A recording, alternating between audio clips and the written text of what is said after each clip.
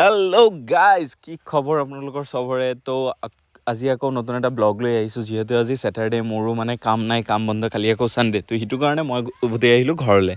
তো ঘৰত আহি কেনে মানে গাড়ীটোও লেতেৰা হৈছিলে আমাৰ। তো গাড়ীটো মই মানে পলম নকৰাকৈ, যিহেতু মোৰ মানে ড্ৰেছিং কৰিবলগীয়া আছিলে, তো সেইটো কাৰণে গুচি গ'লোঁ ৱাশ্বিং চেণ্টাৰত। মানে ড্ৰেছিং কৰি কিনে তাৰপিছত গুচি গ'লোঁ ৱাশ্বিং চেণ্টাৰত গৈ কিনে মানে গাড়ীটো ৱাশ্ব কৰাম।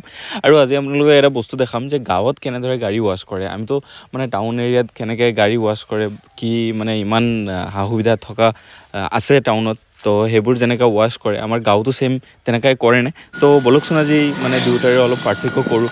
যিহেতু আমি বহুতে টাউনৰ পৰাও বিলং কৰে, গাঁৱৰ পৰাও বিলং কৰে। তো ব'লকচোন।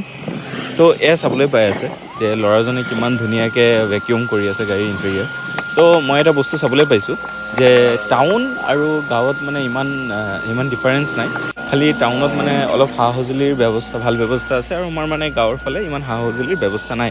কিন্তু ল'ৰাজনে ভালকৈ মোক নিট এণ্ড ক্লিন কৰি দিলে, ভেকিউম কৰি কিনে ডিজেল মাৰি কিনে শ্বেম্পু কৰাৰ পিছত মানে দুবাৰকৈ ৱাশ্বিং কৰি পিছত মেটবোৰ ৰ'দত দিলে, ভালকৈ ধুই তাৰপিছত গাড়ীটো মোৰ ওলাই লৈ কিনে এটা নিৰ্দিষ্ট ঠাইত ৰাখি কিনে গাড়ীটো এটা ভাল কাপোৰেৰে, চাফ চিকুণ ভাল কাপোৰেৰে গাড়ীটো ধুনীয়াকৈ মুচি কিনে মোক সমঝাই দিলে।